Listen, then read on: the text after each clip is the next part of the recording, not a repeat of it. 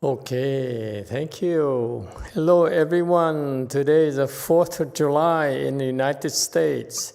Happy Independence Day.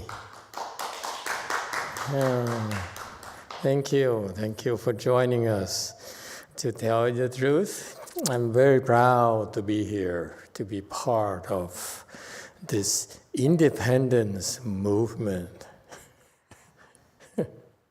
My master YongHua, he says he's forever Chinese.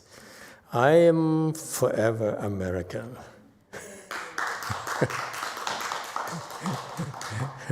And I'm very grateful for the people of this country for accepting me. Okay, thank you very much. All right, with the tradition of all the previous immigrants, we aim to contribute to the culture, to the economy, to the well-being of the people here, of the country, and as well as the rest of the world. That's always been the American value system that I admired. Okay, and let's continue. Now, any plans for the fireworks? No? I heard that this year's fireworks is mostly, quite often, it's a drone show. No more fireworks to reduce the pollution. Yeah, you didn't know? Oh, well. You guys are so boring, I can't stand it. Huh? Says a person who is considering doing something extraterrestrial. Okay, we'll see. If things cool down, there's no interest, we can terminate early and yeah. What time is the show? Anyone else? Anyway.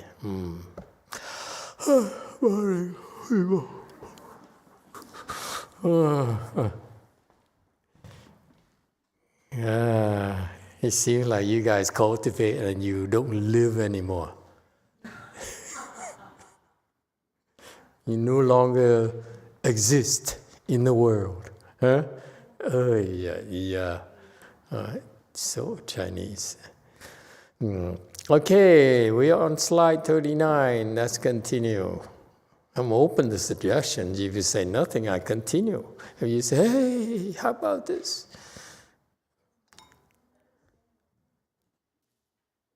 Guess one. No, okay.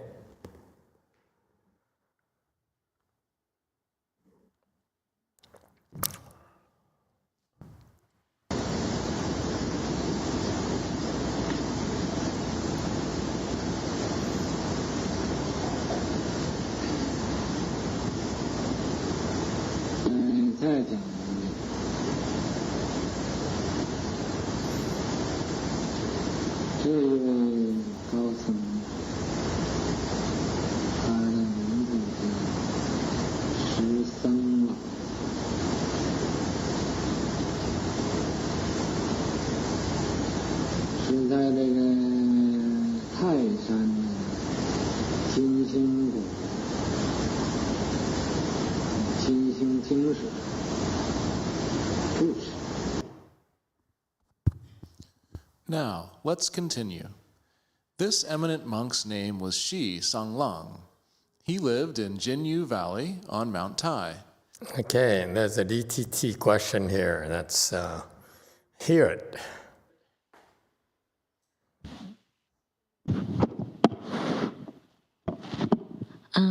Yeah, but thank you. I have a question regarding shaking. So I was curious as to why there's been so many years of Chan practice, and there's such a long history of a long lineage of Chan practice, and yet there's not much information on practitioners who shake or have movements outside of the norm. So I was just curious as to whether there's literature or information within the lineage that addresses it, or is it just something that is so abnormal that it just was not addressed as part of the practice? Abnormal. I heard abnormal. Did you hear abnormal too? Do you feel abnormal? Oh, excuse me. I thought he's just excited. Okay, look at that. And that's abnormal?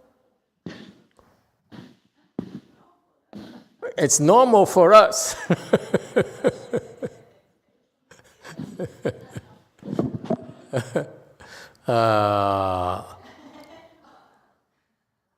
Anyone, help her out. Is it abnormal? I have to be honest with you. If you tell me, is it abnormal? I said, no, it's kind of normal.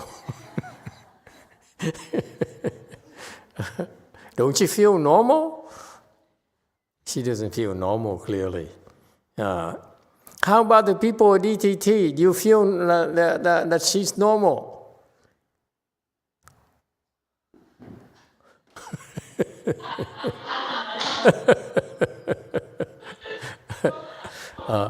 Do we have go force? Is T there? Nữ husband. Or what about Dang?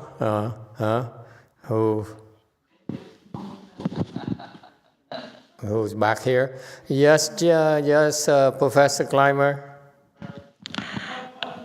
The Korean cultivators, they have compassion. So earlier today, and she banged her head against an Apple computer box and then a heater.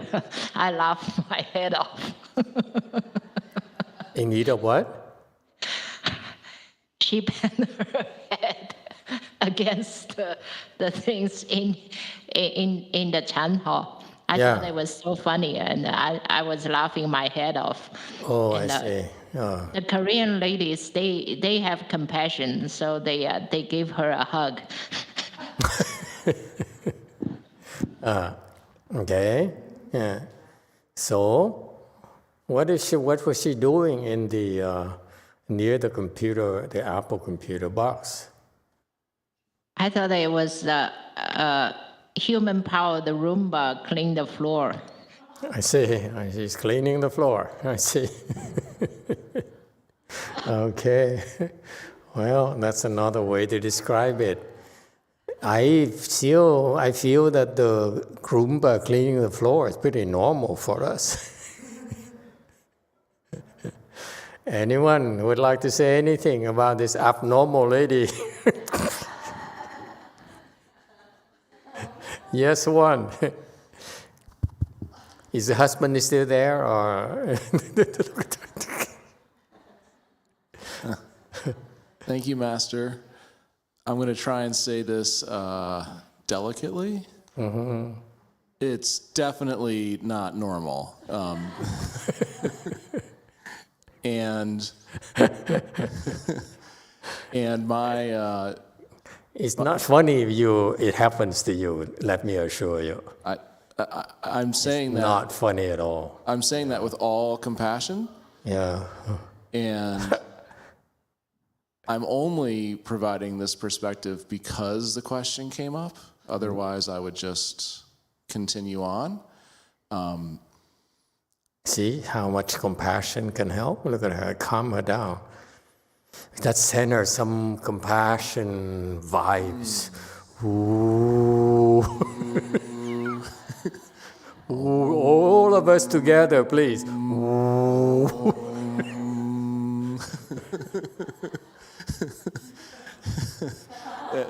Oh no. Oh no! Stop! Don't send any more compassion, please. And I think, if normal is what we're seeking, I'll speak for myself. I wouldn't be here if I was. Oh God, that doesn't help. Okay, But it's not reassuring at all well, you end up being abnormal. You're seeking abnormality. there's other types of you could be super normal, you could be extra normal, paranormal. I think that from my own personal experience, I've experienced different levels of my chi moving around my body, especially as I've gotten into deeper meditation. And I think that if you're concerned about appearing normal, you might be concerned about the wrong things. So I applaud the courage and the commitment from everyone who cultivates. And if you're shaking, shake it. Yeah. Okay. What about Xianfa? She's from Korea. Is she there?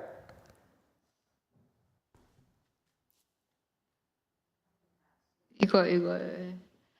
Yeah, hello, master. Oh, she's back there in the Yeah. AV room. Share with us your experience about shaking, because it's really nothing that no real documentations at all. First of all, do you feel that shaking is abnormal? Huh? It just happened. So How is it compared to your shaking? You Mine used to shake a lot severe. more, yes? 제가 더 심했던 것 같아요. 저는 결과보자 안 해도 막 흔들었으니까. Master, I believe I was worst situation because I didn't even do the full lotus and I still shook. What she's talking about is she would stand there and would shake and make strange moves, right? She could shake at any time, anywhere, any posture. Am I correct? 맞습니다. It was so frightening. It actually scared a lot of the Buddhist disciples, all the Buddhist disciples at her master's temples. 맞아요. And it's a common belief that I think they believe that she was possessed or something. It's a common reaction. People will say, are you possessed by a ghost or something? Yes? Is that the interpretation? Yes, that's true. So that's usually what people are afraid of, that they're possessed by a ghost or something. And recently, Nu's husband, T, also does strange moves. And he came and asked me a few times, are you sure I'm not possessed by a ghost? Okay. And then recently, they may have noticed that Dang, the young man with his wife there, who was there at DTT the previous week, he was dancing around too, doing kung fu moves. Okay. So you see, that's what I mean by what is normal. Okay, because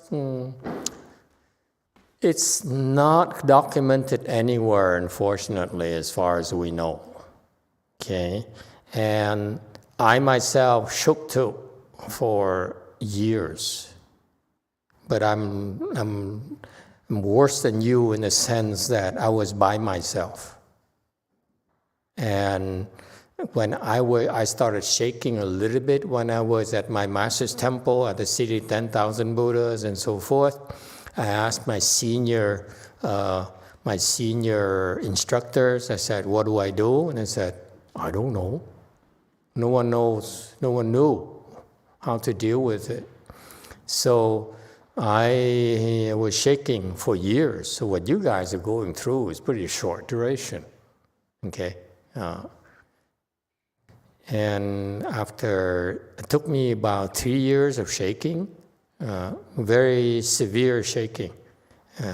What you're doing there is nothing yet. Okay.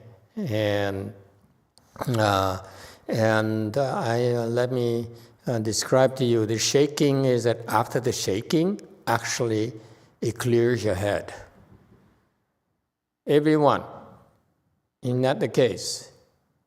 The shaking actually clears your head. So ultimately, it's very helpful. Okay, it's a natural occurrence. It's nothing to be concerned about. Yes, it looks abnormal, but actually it's a very good state. From my personal experience and a lot of people who experience this in the past already. And it's kind of entertaining to us.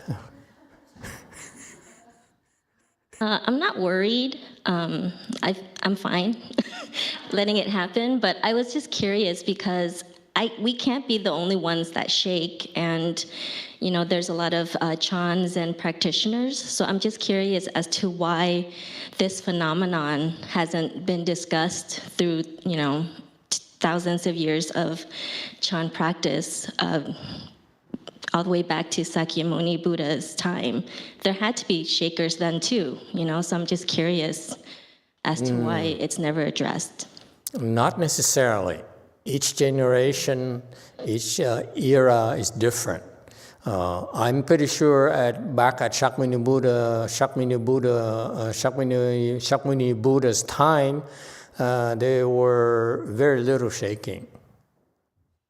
Okay, because people had more blessings back then. They wouldn't have to be dealing with these types of issues that we have. There's a reason why you're shaking. I'm not explaining at all. Okay, there's some things are meant for the instructors to know, something for you to experience, and this will help your spiritual practice. That's why one reason why it's probably not documented is because it helps develop faith after you go through this, because most of the teachers would tell you to stop. Xian Fa's last teacher forbade her from even cultivating or anything.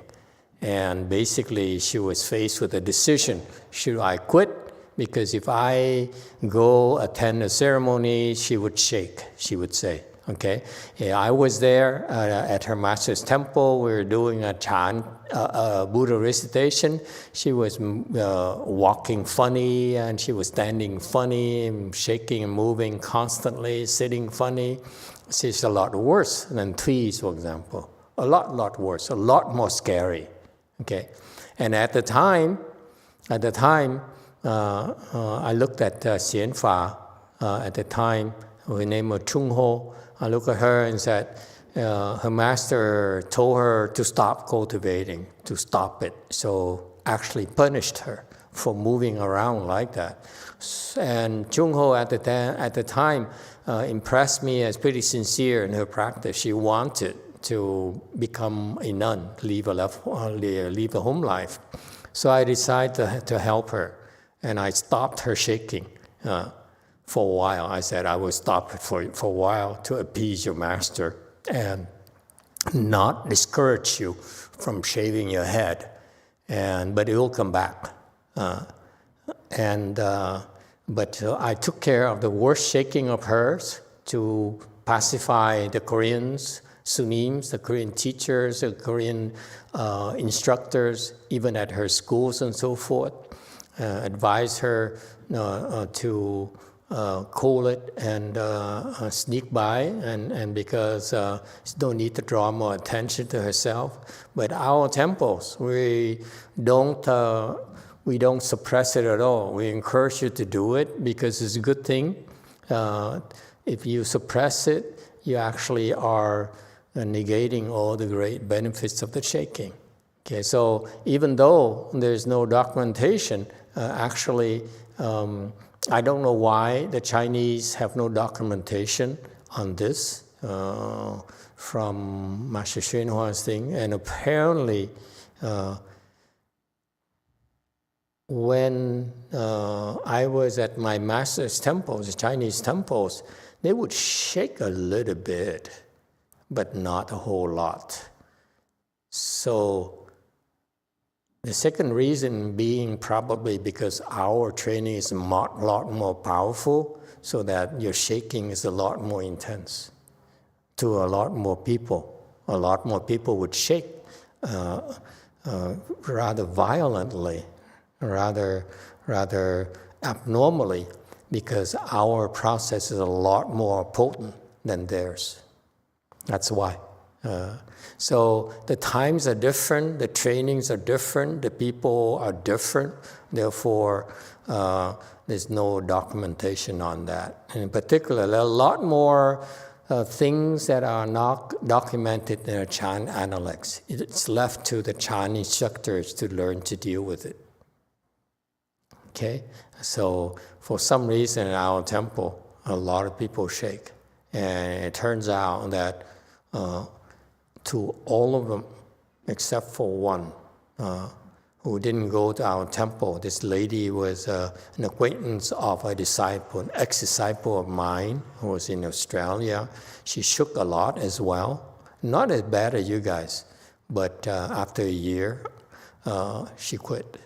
She went to half lotus, and she failed my test. My test lasted for a year. And so typical these Vietnamese people, they come and they have an attitude thinking that they're special, and we're here to serve them instead of learning and following instructions. If you follow instructions, then your faith will grow. If you don't follow instructions, we understand, we leave you alone. You're special.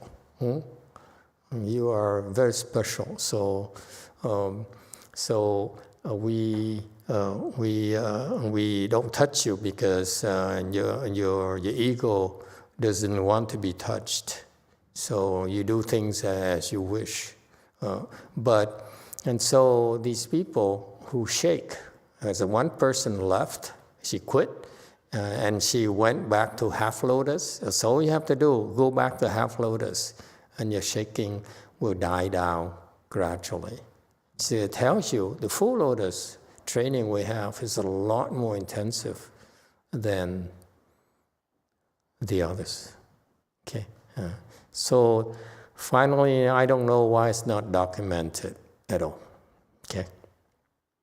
Maybe the Chinese is not as crazy as we are. Okay.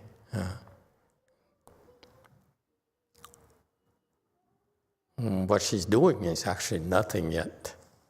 I shook a lot worse than that. A lot of us shook a lot worse. Okay. Any other questions? Anyone would like to say anything to appease her? DTT question. Thank you, Master. Last year, I read Venerable YongHua actually talked about this, and he called this Wu Ming Zhen. Yes. It was written in Chinese. Yes. And no English translation.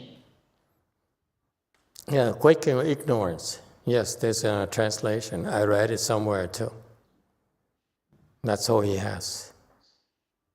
Okay? But he never went into a detailed description of what that was, and he only mentioned it, but actually no one ever asked him. So meaning that none of his disciples really had the kind of Wu Ming Chen as severe as we do. Okay? Meaning that even under him, his training, under him personal training, they were not as high-powered as our training process. Yes, it's correct. In Chinese, it's called Wu Ming Zhen, the quaking of ignorance. But the way the word means that it's a minor thing and it's a temporary thing, whereas for us, it could last for a long, long time. So it's more than Zhen. Okay? So there is a reason for it. Well, I'm not telling you. Okay? You students, you don't need to know. You quit, too bad. You never know. Yes, one. Thank you, Master. Yes, I'd like to offer some words of appeasement. You know, when I was younger and I would go to a concert and I was expecting a mosh pit and a mosh pit was there, I was stoked. It was fantastic. And young people could let their aggression out and you had bigger people who could help the mosh pit stay, you know, reasonably safe, but safe wasn't the goal. I just wanted to applaud Thuy, your courage and your commitment to accord with conditions and send you compassion and support that if it's not something you expected, it's something I expect when I show up in a Buddha hall now, and I think it's totally cool, normal or not. Okay, JC.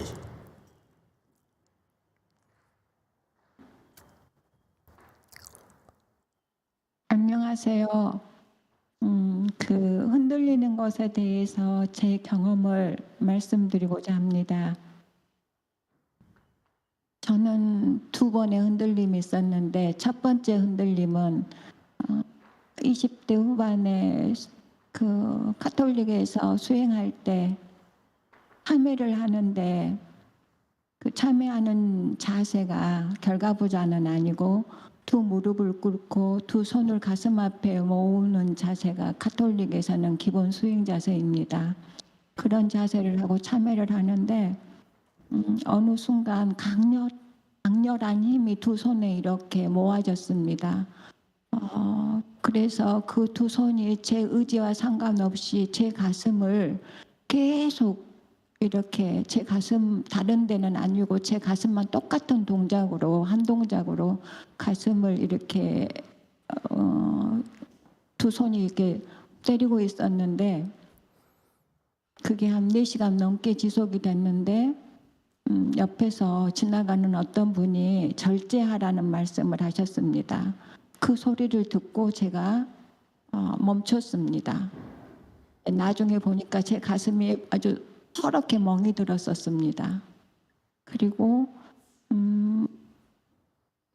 카톨릭 수행을 그렇게 15년을 하고 10년 동안은 이제 수행을 하지 않고 쉬다가 그 후에 50대 초반에 불교를 접하게 돼서 성륜사에서 그 일주일 내내 아미타불 연부를 하는 1시간도 쉬지 않고 일주일 내내 하루 24시간 아미타불 연부를 하는 수행에 참가하게 됐는데 너무 피곤해서 그 수행을 하다 너무 피곤해서 제가 그 수행을 쉬어야겠다고 생각하는 순간 바로 이때 쉬고 싶을 때 한 발 더 나아가서 멈추지 말고 수행을 해야겠다라고 생각을 하고 이제 아미타불 연보를 했는데 그때도 갑자기 너무 처음보다 더 강렬한 힘이 찾아와서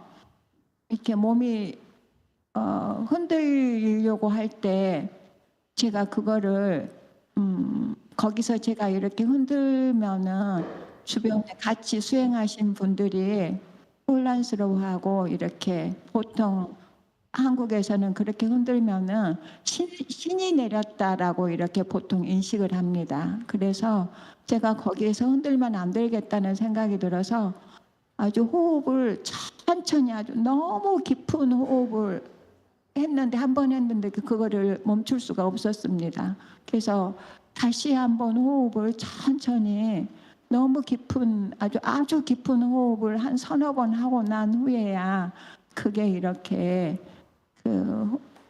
그 힘이 이렇게 제 마음 깊이 이렇게 단전으로 이렇게 가라앉는 것을 느꼈습니다. 이상입니다.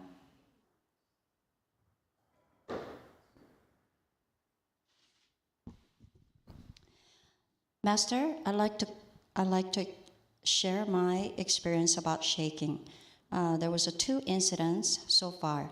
The first one started when I was in late 20s. At the time, I was practicing Catholic, and during repentance session, in Catholic, how we repent is by putting palms together and kneel at the same time.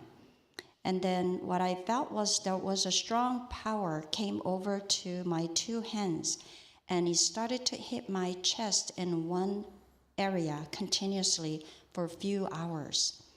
And I couldn't stop this, but someone was just passing by at the time, and he looked at me, and then hands were hitting my chest, and he told me, restrict yourself. With that saying, I stopped hitting my chest. And then later on, I looked at my chest, and it was all bruised. So with that, I practiced Catholic for 15 years. After that, I took a break for 10 years. And then I was able to meet with the Buddhism when I was early 50s. This incident, second incident, happened in Senglong. There was a Buddha recitation session, basically 1 week for 24 hours, non-stop reciting Buddha name. I became really tired and wanted to rest, but I decided to continue. Then suddenly, even stronger power came over to me, and then I wanted to shake. But in my mind, I thought if I shake, the people next to me fall in chaos. That's what it is in Korea. If I start to shake, people will say some kind of spirit came over and took over me. So I took a deep breath 1 time slowly, and it wasn't effective. So I did it again, deep breath, about 3 to 4 times, and I felt that power move to the dantian, and then I didn't move at the time. I didn't shake at the time. Thank you. Hey, see, people shake, but not. It's not uncommon. But the shaking that we are witnessing in our temple is pretty accentuated, pretty strong, pretty visible, which shows that we are further ahead in the shaking than most people. So it's a good thing. Don't worry. And also, it's not as arbitrary as you think. I also encountered shaking that because of the ghosts that possess that person. I think I told you some times ago when I was practicing on my own. My Dharma brother, who's now living in a Jingshe here, in a pure abode like here in slide 39, in somewhere in the desert, about an hour away from us, Los Angeles, in the Freeway 10 towards the east. Very, very hot there, and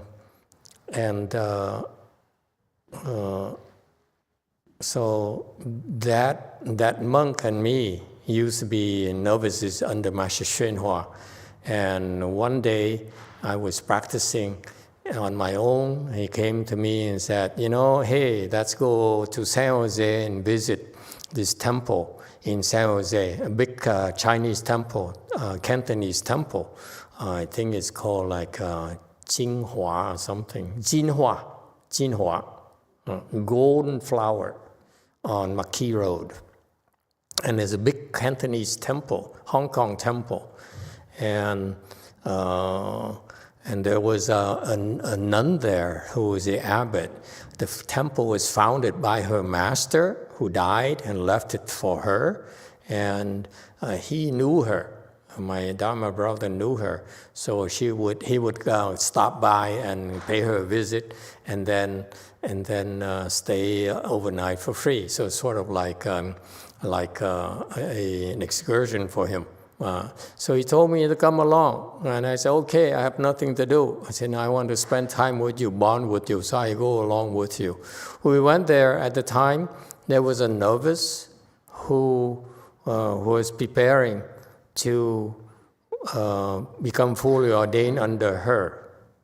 Okay, and the novice told me that he wanted to be a monk. That's all he aspired to do his entire life. He's older. He's about 10 years older than us back then. And he says, this is all I want to do the rest of my life. So I'm going to prepare myself to become fully ordained. And he was a novice already. So we got to talk to him. He's I think he was Chinese, Cantonese as well. And he said that he was introduced to, as we got to talk to him, he told us about his cool experience, why he felt so cool to become a monk.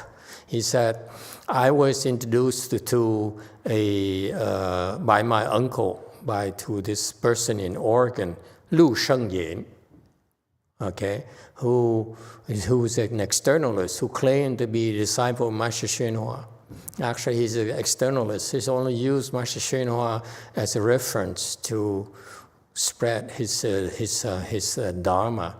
So his uncle was a disciple of Lu Shengyan, and so the uncle brought him, who is his nephew, to meet with Lu Shengyan. Lu Shengyan anointed him, touched his forehead, and said, I anoint you.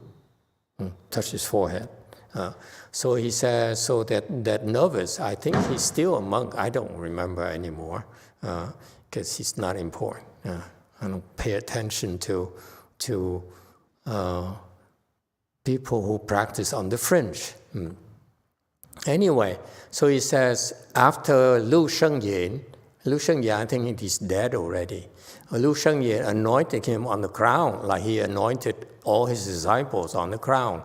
And he said, I'm able to go in this very special samadhi state where all I have to do is cross my legs in full lotus, put my palms together, okay, and then I can start shaking and moving and more or less flying, like in full lotus, we would bounce around, okay? And he would make these things. And I said, oh, really? That's cool. I never heard of it before. So I said, can you show us? He said, oh, no problem. I'll show you. Every time all I have to do is cross my legs, put my palms together like this, and off I go. So I said, there's the three of us there. We are all ex-novices from Master XXXhua. One guy later went to another Vietnamese monk, then he turned a Levi, then married one of the nuns there. Okay, and then this Dharma brother of mine, then he's still continuing right now, practicing on his own, doing Hinayana Dharma doors.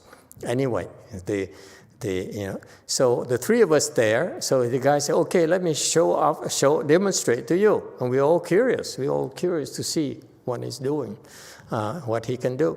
So I knew. As soon as he told me that his master anointed him on the crown, it means to me immediately that he allowed the ghost to come in through his crown of the head. And I said, I knew that it was a ghost that would go in, and then it would make the weird moves. So I said, okay, you go ahead, you do it.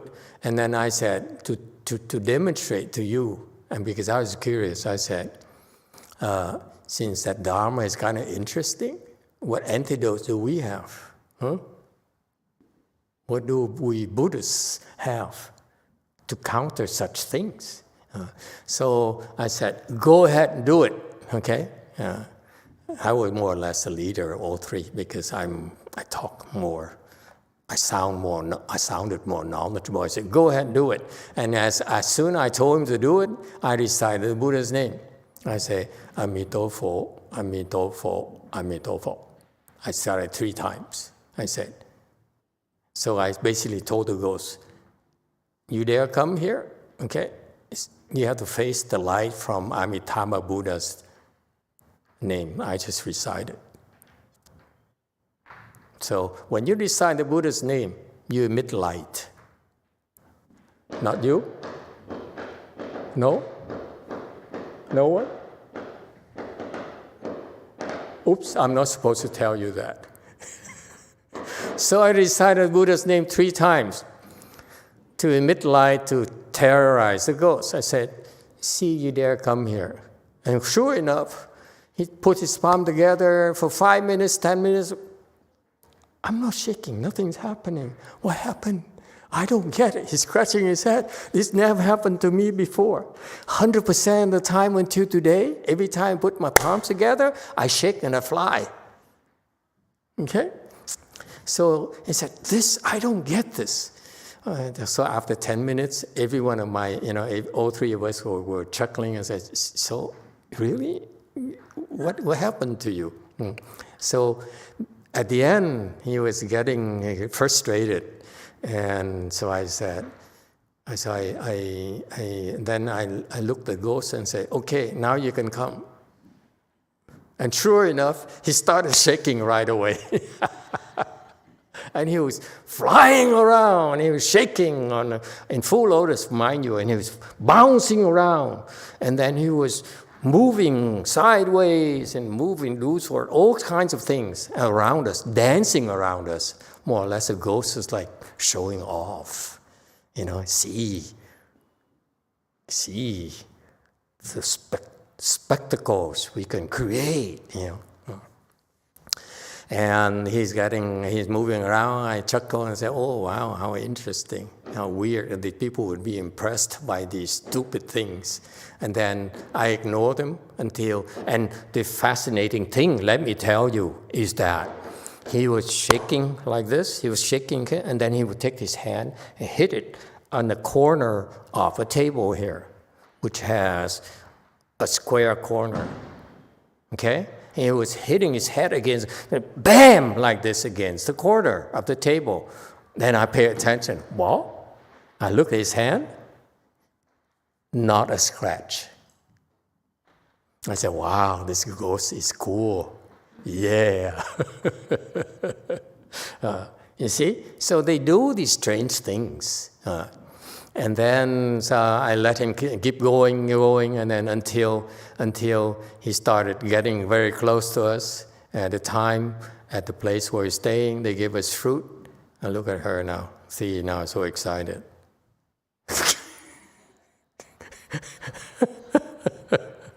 That's nothing. So he getting closer and closer. When we were there, they gave us fruits and they gave us those knives to cut the fruits. So he came closer and closer and hit the hand on the corner of the table, and then he grabbed the knives. And right there is the 3 of us. I was further away, but there's 2 of my Dharma brothers were there. I said, I cannot let this happen because it's out of control. If he stabs one of them or cuts one of them, I'm going to be in trouble because I allowed the ghost to come. So I said, stop. And pew! It's gone. Okay? So, yes, sometimes the shaking is from the ghost and so forth, but not in your cases, because no ghost would dare come to my temple without my permission. They can come to your house, but as soon as you come to my temple, I get upset if they mess with you. That's all. Okay? So in general, you have nothing to worry about. You have to endure it until it goes away. And then you see why, eventually. There's some people, Master Xinhua disciples, I'm told that they're shaking, they're still shaking, they still haven't figured it out yet. And that's one of the reasons I'm not telling you. If you think you know about Chan, and you still cannot figure out why you're shaking when you do Chan, then you don't understand Chan at all. There's a reason why you're shaking. And you're a master, a Chan master, you should know. You don't know, don't call yourself a Chan master. Okay? We have high standards in America. Yes, one. Thank you, Master. I really appreciate that story. And I wanted to share just a very small one of my own, if only to help Chui with your question and others who might have the same. In my experience, it's really good to ask your good knowing advisor what they think. When I first started meditating at Lu Mountain Temple, my hands were very active. And I kind of thought, like, I didn't know anything. I'm like, are my hands possessed, or am I casting some weird spells that I don't know what I'm doing? And like, it was just not me doing it, it felt like. And I was like, whoa, weird. And I remember, Master, I asked you, and you said, well, show me what you do. And it wasn't one of those things where I could just necessarily show you, so I just kind of waited, and you were very patient. And then you observed, and you said, it's nothing, don't worry about it. And in my specific case, it went on for a little bit longer, maybe another few weeks or so. As you all know, I don't meditate as well as everybody else here does. So, but then it just went away. So I really benefited from asking the question, and I'm confident that you will too. Okay, and is it possible for you to take your hand and hit it against the corner of a table and not hurt yourself? It's part of the Kung Fu as well. You eventually, one day you can do that. I can't. I don't want to hurt myself. Are you crazy? Okay, but it's possible. So everything is within, can be explained. That ghost did can be explained. Anyway, nothing to worry about. Okay? It's a good thing. Eventually, this with this violent shaking some of you go through actually is helping you improve a lot quicker than otherwise. Typically, the people who don't know better will try to suppress it. And all it does is that it delays and masks your cultivation. That's a good thing. I keep on telling people. Okay, I haven't changed my tune yet. All right, continue, please.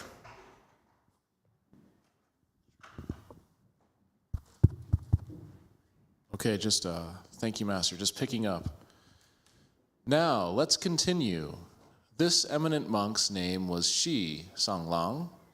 He lived in Jinyu Valley on Mount Tai. He was the abbot of Jinyu Vihara Monastery.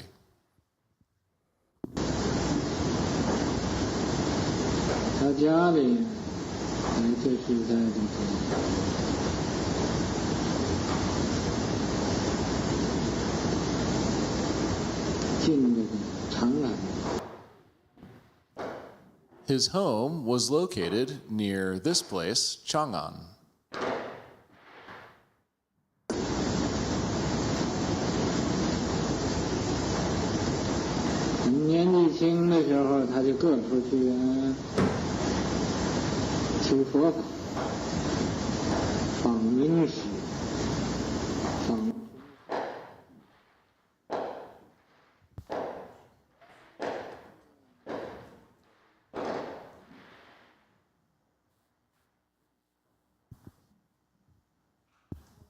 When he was young, he traveled to various places seeking the Buddha Dharma, visiting renowned teachers, and searching for good knowing advisors.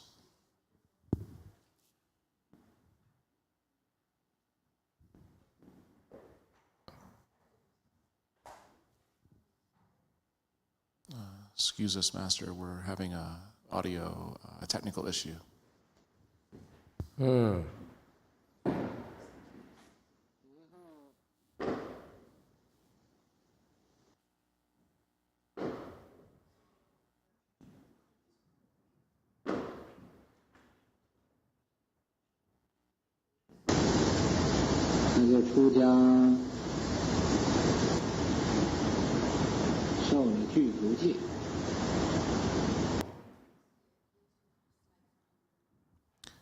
He traveled everywhere and visited many good-knowing advisors.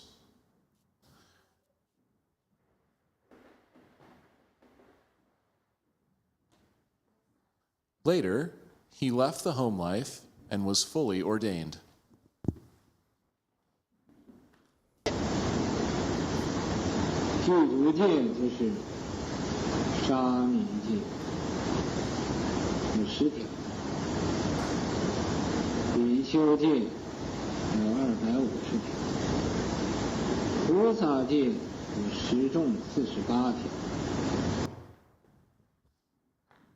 The fully ordained precepts consist of 10 Shramanera precepts, 250 Bhikshu precepts, 10 major and 48 minor Bodhisattva precepts.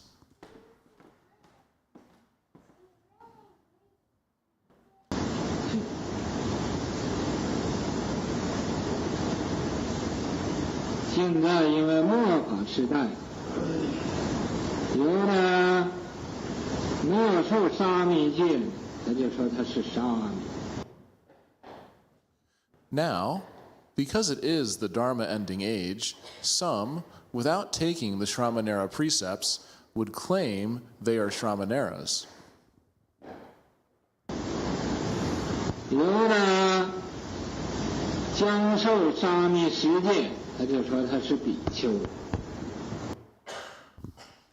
Some, about to take the Shramanera precepts, would claim they are bhikshus.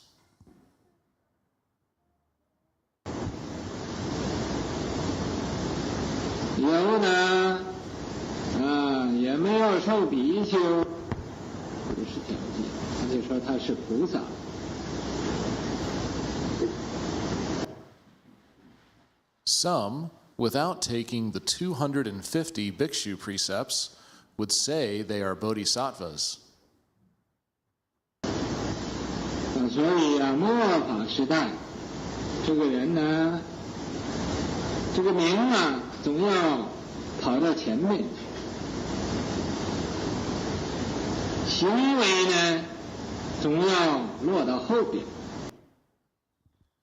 Therefore, the people of the Dharma ending age always put fame in the forefront, while conduct trails behind.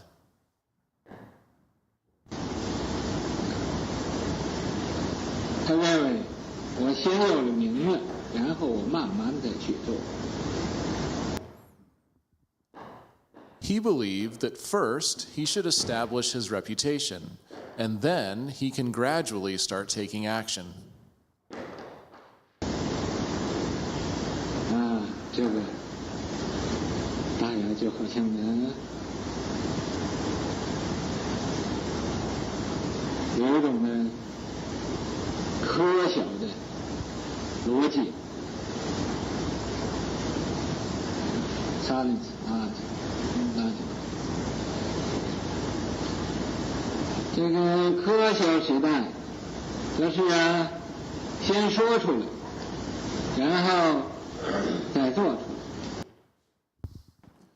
This is somewhat similar to the logic of science, where, in the scientific arena, ideas are first expressed, then put into action.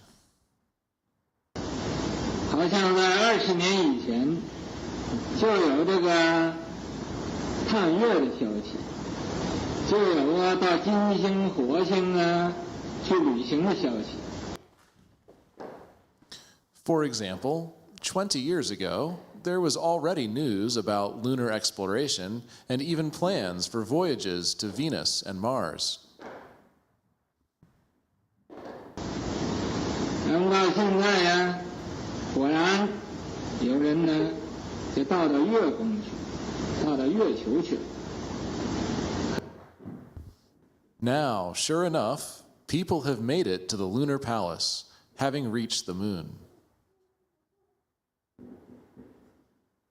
可是到了月球那个地方没有东西吃，就跑回来了。 However, upon reaching the moon, there was nothing to eat there, so they returned.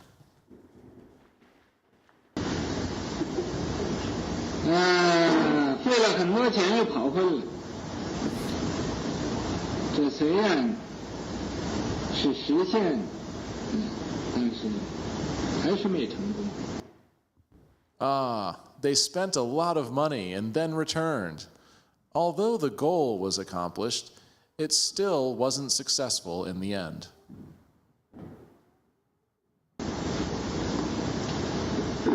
那个没有受这种戒，就说是比丘就是菩萨了，这也和这种的情形差不多。 So, without taking these types of precepts, then claiming to be a bhikshu or a bodhisattva, this is similar to this situation. 这一位僧朗法师，出家之后，他就专门读诵经典，旁的事情他不做。 After Dharma Master Senglong left the home life, he specialized in reciting sutras and refrained from engaging in other activities. 读诵大乘经典，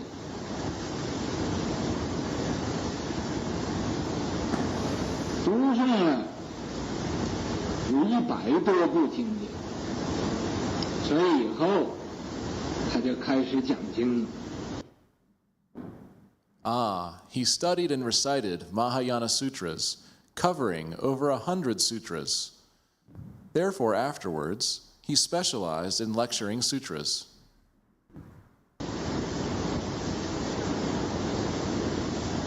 读完了经，他就专门讲经，他的道理讲的是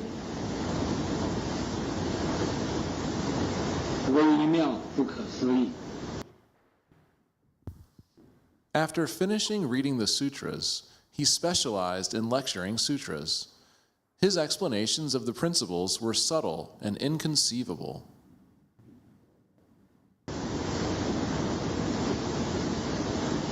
有一次，他也和其他的庙上几个和尚去迎供。 One time, he and several monks from another temple went to receive offerings.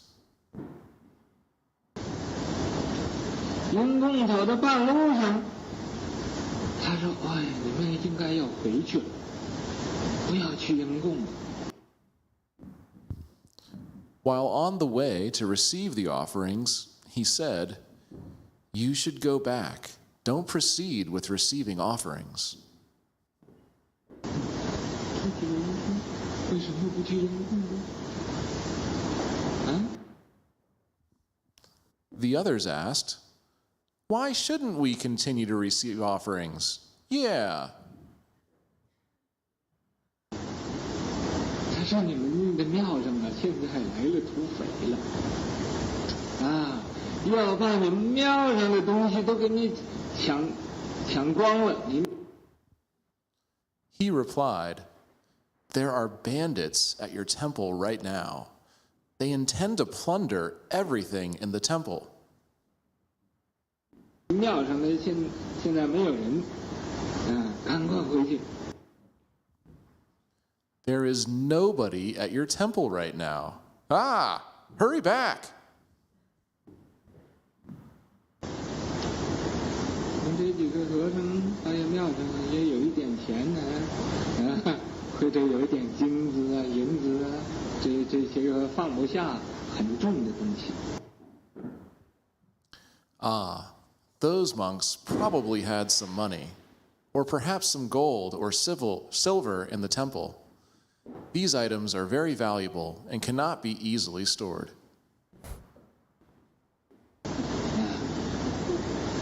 大石头当然是很多，他知道那石头不会有人拿的，他不是为那石头回去，那么为了这个黄金。There were probably many big rocks. They knew nobody would take the rocks. They didn't go back for the rocks, but for the gold. 回去了，果然那个来土匪，因为他们一回来，这个土匪看有人回来了，就都跑了。Upon returning, indeed, there were bandits there. Once the monks returned and the bandits saw them come back, the bandits all fled. 那么庙上呢，所有的财宝都没有丢。 So, at the temple, all the treasures were not lost.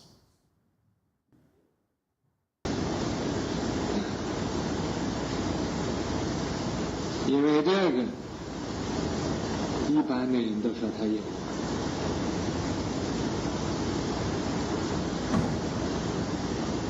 先知，预先就知道，有先知。 Because of this, ordinary people all say that he, Dharma Master Senglong, can predict the future. He knew things in advance.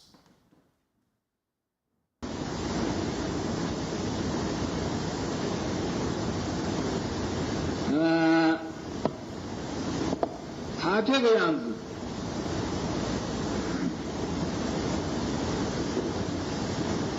一般人呢都知道他有这个先知的这种的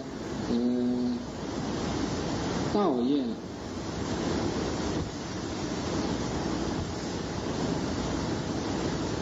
他所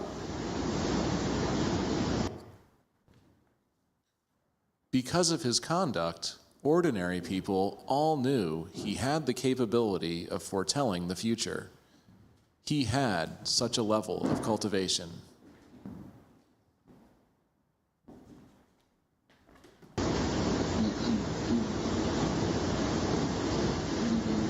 没有不想，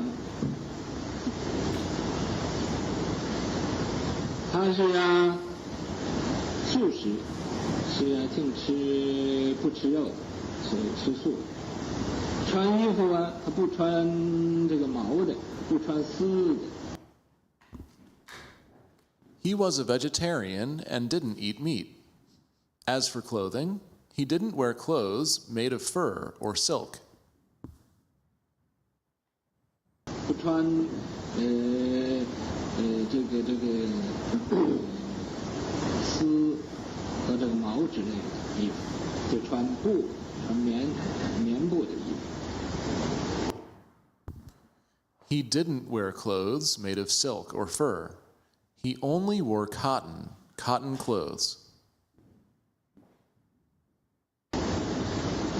戒律非常精严。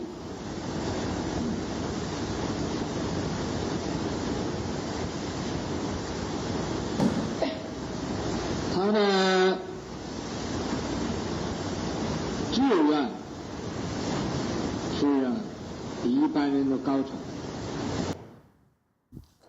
He upheld the precepts with great purity and discipline. His aspirations were superior to those of ordinary people. 在这个秦呢，皇始元年的时候。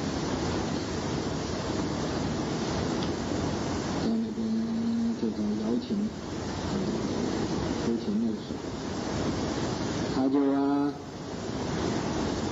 到这个泰山那个地方去。那个地方也有一个隐士，这个隐士就当中和他做一个临下的朋友。In the first year of the emperor's reign, during the Yaoqin dynasty, also known as the Fuqin dynasty, he went to Mount Tai by himself. At that place, there was a hermit named Zhang. He befriended this hermit in the forest.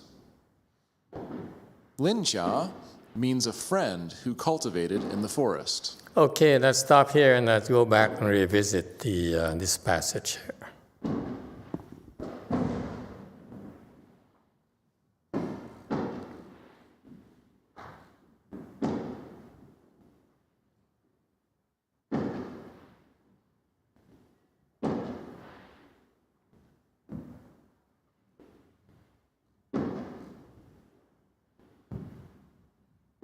Okay, I'm back on slide 39. Master Xinhua is brought up another eminent monk by the name of Shi Senglong. He was also cultivating in Mount Tai, that famous mountain in China, where a lot of cultivators were concentrated to do their spiritual practice. So he lived in a pure abode. So you see, this is what these cultivators used to do.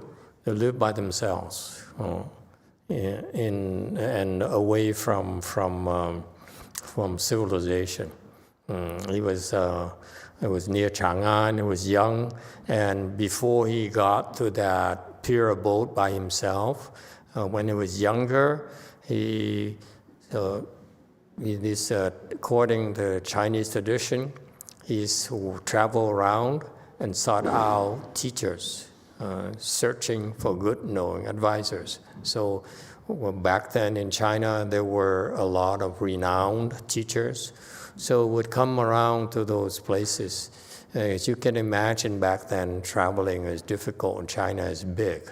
So it's very, very difficult to travel by foot, especially monks have no money, so they basically have to travel by foot and to go from places to places.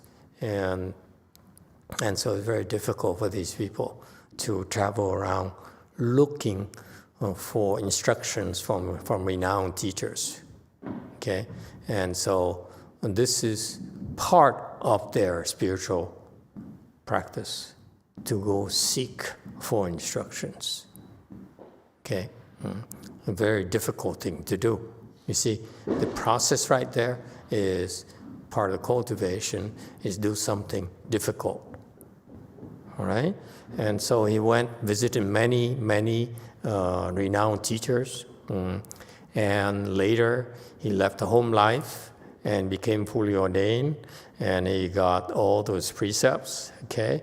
And after, I don't care about what he said about the moon exploration, whatever he wanted to say. And what he did, that doesn't interest me about his logic, comparing precepts with moving to the moon, whatever.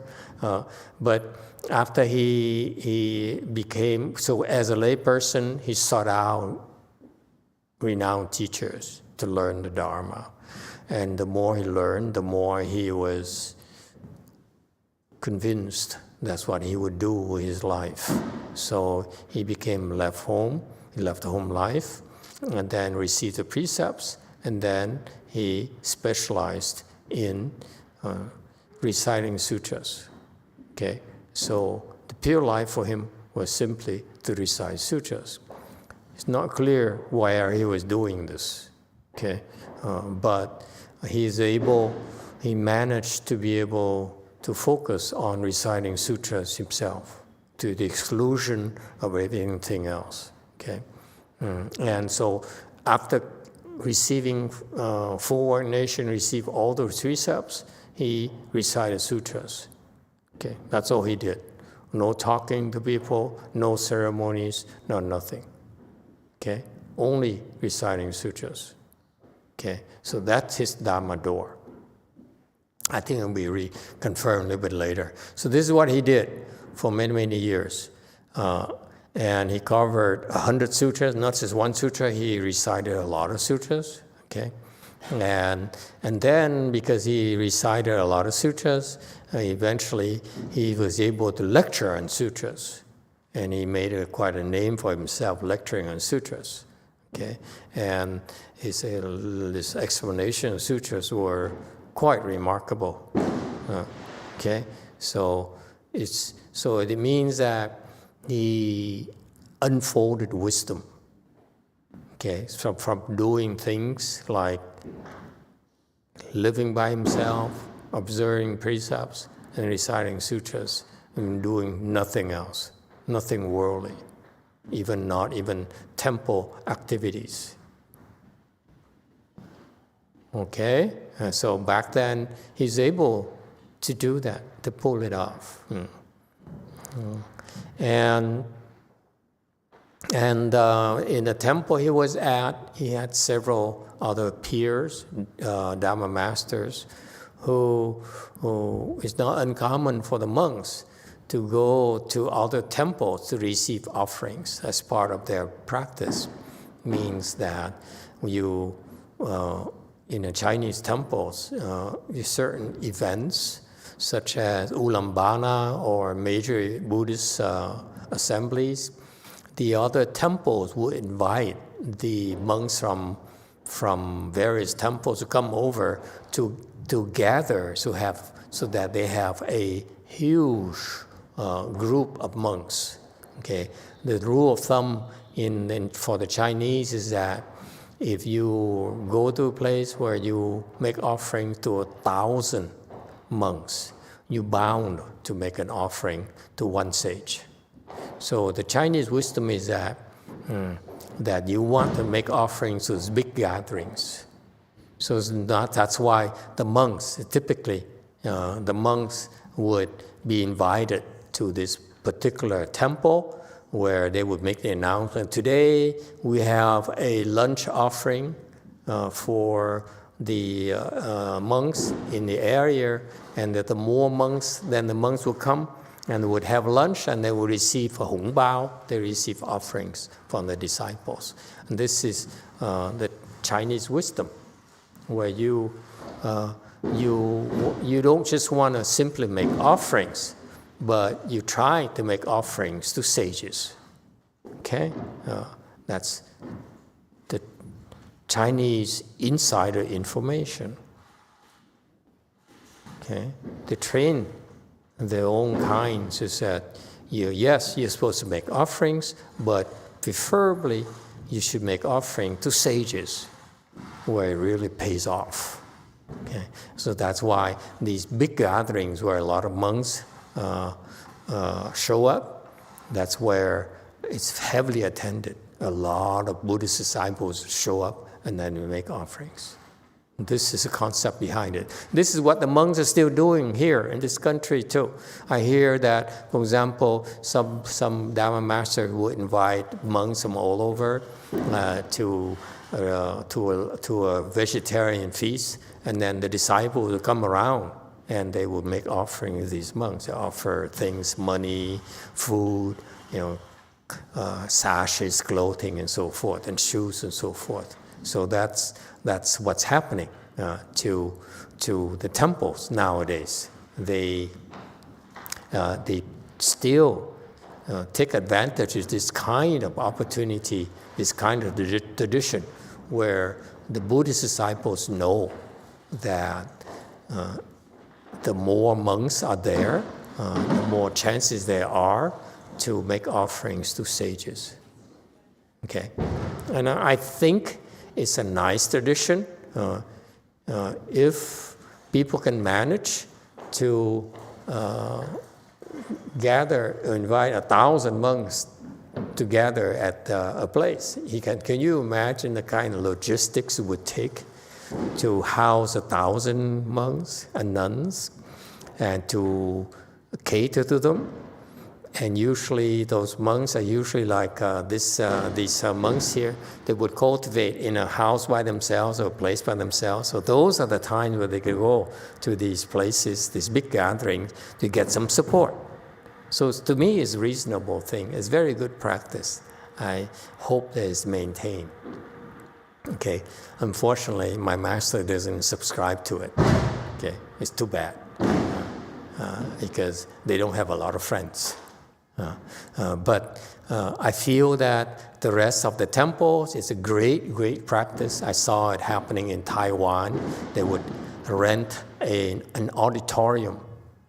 I don't see this in Korea because Korea has a different system. In Taiwan, they have a lot of small temples, but what the temples would do, what they would tend to do, prefer to do, like to do, is they would rent an auditorium and then would invite a lot of monks and nuns to receive to vegetarian feast.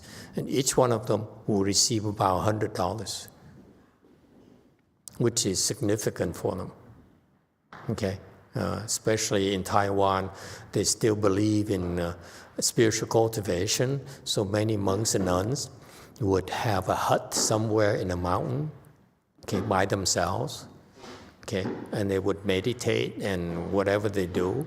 So for them to occasionally get some support like that, it's nice. Okay, so it's what they do, and it's profitable for the people who organize it too, because the Taiwanese are very, very generous when it comes, and they really believe in making offering to sages. That's their secret practice. They said, yes, we make offerings to Triple Jewel, that's our role, but preferably let's find sages to make offerings to. Okay, and rule of thumb, within 1,000 monks or nuns, you will find a sage. That's the Chinese rule of thumb. Okay, I applaud that practice. I think it's fantastic. It's helpful. I hope someday happens here in our country as well, because if that's the case, I hope that the sages would come to those gatherings to support people like us who are not sages. Okay, so that we receive some support. Yes, 8. A YouTube question from Empty Mirror. I think Alex. Alex says, thank you, Master. Great Master YongHua has mentioned monks who choose when to die. I have faith that they are in accordance with Dharma, but I wanted to ask for an explanation, or I wanted to ask to explain how it is they are not killing themselves. They're not killing themselves because they have the wisdom and they said, it's time for me to leave because my being around here is no longer productive use of my time and it's not good for my disciples, my followers, so I should go. So it's an act of wisdom, is not considered killing yourself. All right. And so these the monks would often be invited to all the temples to receive offerings. Okay, and that's a good practice because, like in Taiwan, I went to some temples and they're known to be cultivators, and therefore quite often they invited. So we rented a bus, and the whole temple would go over. Like 20 of us would go over to another temple to receive offerings. Okay, they feel like we are cultivators, so therefore we should get some support and for them to plant blessings to cultivators like us. Okay, so this is what happens here. He and several monks from another temple, so they gather together and they go to receive offerings. And along the way, Master Senglong says, "Stop! You should go back to your temple. Okay, don't proceed anymore." He said, "Why not?" He was asked. He said, "They are robbing your temples right now. Hurry back." And there's some people who are planning on coming to rob your temples, so you should hurry back. And there's no one guarding the temple right now.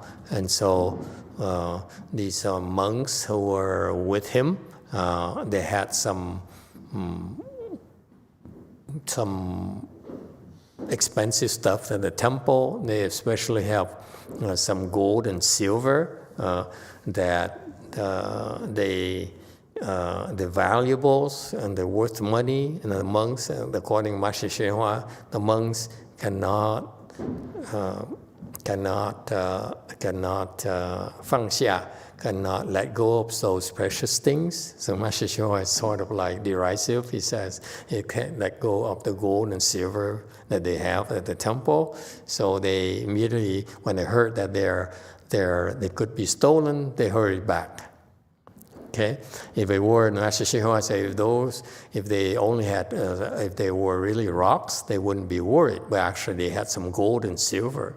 Monks and nuns, these monks had some valuables at the temple. Okay, rich monks. So they hurried back to protect the gold. And upon returning, they discovered that there were bandits there. But the timing is perfect because as soon as they came back, bandits saw them coming back and didn't have enough time, so they ran away. The bandits ran away, they all fled, and that's how they are able to keep all the treasures of the temple. Because of that, rumor goes around, flying around, saying Master Senglong could foresee the future. So he see things in advance. And so he's a true cultivator. What did he also do? His characteristic, he's a vegetarian, no meat. And his clothing is very simple. He doesn't wear fur, silk, only cotton clothes. And he upheld the precepts of great purity and discipline. Okay, and he says, and he has big aspirations. What kind of aspirations? Probably seeking wisdom, seeking enlightenment. That's what monks aspire to do. This is why they become monks or nuns. It is to open the wisdom. Okay, become a wiser person than before.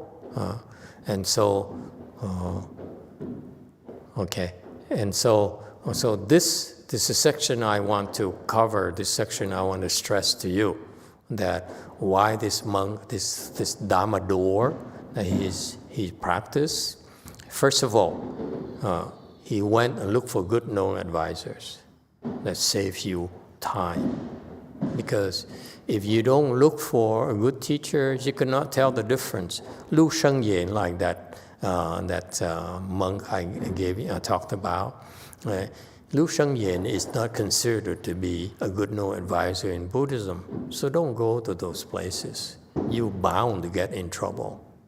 Okay?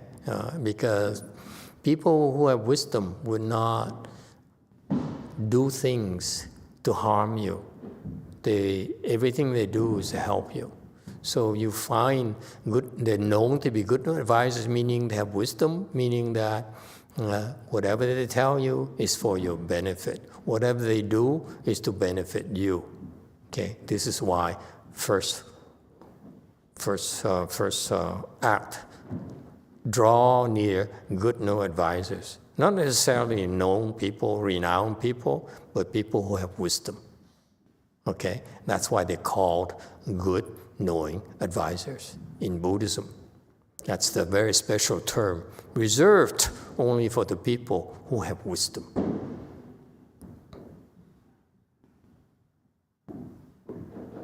Okay, so he drew near people with wisdom. Okay, and that's part of cultivation. You make the effort. You pay the price to travel, to suffer, to endure the hardship, to go to those places where there are good teachers and try to learn. He did that as a layperson. And he lucked out because he went and found many good teachers, and therefore he said, well, I think now I learn more about Buddhism, I feel that I want to become a monk because that's the most sensible thing, the most meaningful thing I could do with my life. Okay? So he did that. So you see, if you learn the proper things, okay, you make the right decisions. So for him personally, is that, after learning all the great words of wisdom, hearing great words of wisdom from the renowned teachers, he says, this is what I want to do with my life. So he chose to dedicate his life to study of Buddhism, a propagation of Buddhism. Okay, and then that's what he did. What did he do next? He received precepts and then studied, which is a rather unusual case. Okay, he had a lot of blessings. Clearly, he's able to devote his time on studying sutras only, reciting sutras only, all day long. It's very unusual. Okay, as you can imagine at any temple, you're supposed to pitch in. You're supposed to help out a little bit, okay, at the temple. But he's allowed, for some reason, to be able to recite sutras. And no one bothered him. I say that because when I was a left home person, I decided to become a left home person, I was not allowed to do anything. I was only told I was supposed to work. And it would send people around watching me to make sure that I work. Okay, it's a rather weird thing. Okay, but anyway, it's not American at all. Okay, I call Chinese. Forgive the Chinese, Taiwanese, whatever they want to call themselves. But the point here is that, okay, he received the full precepts, and he has the blessings to only specialize in reading sutras, 100 of them. That's impressive. Okay, so his practice was to keep precepts and recite sutras all day. That's the Dharma door behind it. That's how he got to where he helped him get there eventually as a professional. I want to identify the salient elements of why he became a famous Dharma master for you. Meaning that if you come to the temple and you cannot meditate, and you can whatever reasons, okay, one Dharma door you can do is as long as you hear for the duration, okay, keep the 7 principles. Do not fight, do not, whatever, okay? And then that's keeping precepts right there. And then next you can do for the duration is to simply recite sutras, Mahayana sutras. If you recite Mahayana sutras for the duration, you're doing the same kind of cultivation as Master Senglong, meaning that in the future, your level of attainment will be higher than his, if that interests you at all. Because I stress, you keep the 7 principles and you recite Mahayana sutras only for the duration. That's it.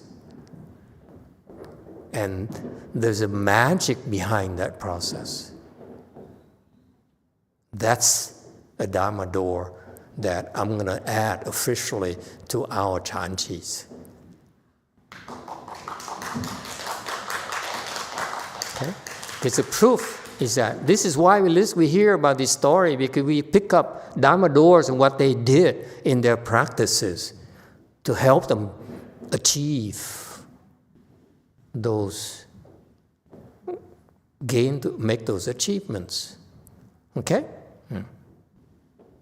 All right, you don't need to recite 100 sutras. You can recite one sutra, Vaja Sutra, Amitabha Sutra, doesn't matter. Avatamsaka Sutra, whatever. Okay, Master Hsuan used to allow people to do that. He used to allow his disciples, who'd been with him for a while, to go into seclusion.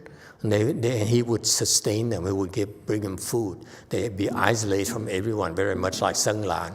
And then they would be given food, whatever food they needed. And then they're allowed to only recite sutras or memorize sutras. So, for example, there's a monk who was allowed to memorize the Shrangama Sutra. So after 3 years, he came out of seclusion. He memorized the Shrangama Sutra, okay? And some other Japanese lady, a disciple of Master YongHua, it's just weird. Why would a Japanese woman take refuge with a Chinese monk? That's weird, okay? Japanese don't think very much of Chinese people or monks. Anyway, so he allowed her, I believe, to go into seclusion, even as a layperson, to memorize the Avatamsaka Sutra, the whole sutra. Very impressive. Could be Taiwanese, I don't know, whatever her nationality, doesn't matter. But the point here is that when you recite or try to memorize Mahayana sutras, there's some magic there that's inconceivable. On the basis that you must keep precepts. That's the foundation. Okay, so when you come here, whatever time you have, you can say, you can recite sutras, okay? If you wish to redo that, because you say, my legs are hurting, I can't bend my legs anymore. This is too much, I'm gonna hurt myself, okay? Or someone who says, I'm shaking too much, I don't wanna worry my family.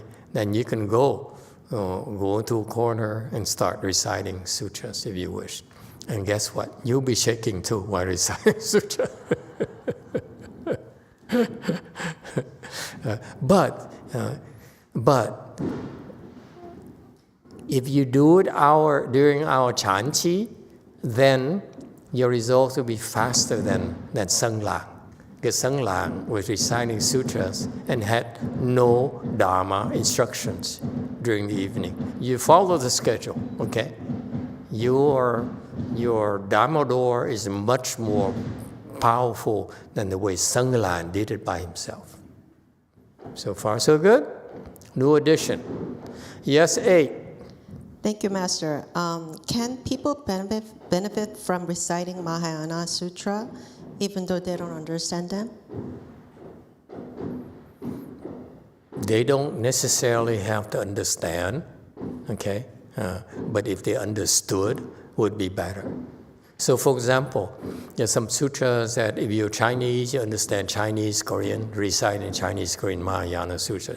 Good translation, not the crappy translation from scholars. Excuse me, professor, who did the translation. Throw those out. Scholars who translated sutras, forget it. Okay. I would recite in the original text, whether it's Sanskrit or Chinese text, or recite translations from Master YongHua's Buddhist translation, text translation institute, whatever, society, whatever. Those are very good translations. Okay, so you go from the better translation to lesser quality translations. Okay, preferably you should be reciting sutras in the languages you understand. It's faster. Okay. All right. So that's why in the future, I hope that you Koreans would also do better translations into your own language, okay, than the existing translations, or Vietnamese, same thing. Vietnamese translation in general are actually low quality, including Master YongHua translation to Vietnamese, rather low quality. Why? Because the translator's samadhi level is too low. I want you, before you translate sutra, you should be at least, according to Chinese tradition, second stage arhat, but to me, you should be enlightened. Okay, second stage arhat is too low. Anyway, so that's why when you translate sutras, actually it's very helpful. Yeah, I'm not saying you cannot translate at all. You should start translating, but as you get higher and higher level, you continue to improve. You should go back eventually and clean up your translations. Okay? Okay. So you see. And you see, what did Master YongHua mean by his aspiration was superior to ordinary people? He has big plans. Okay, he's a visionary. He sees things, big things that need to be accomplished, not just, I'm going to become famous, going to build a big temple, going to have a lot of money, a lot of disciples. That is not called big aspirations. That's ordinary aspirations. All right? And then he moved on. Oh my God, it's almost, it started already. Okay. And so now he moved on to another section where we can continue next time. Yeah? Okay. Okay, thank you everyone. Happy 4th of July. I hope you enjoy the fireworks.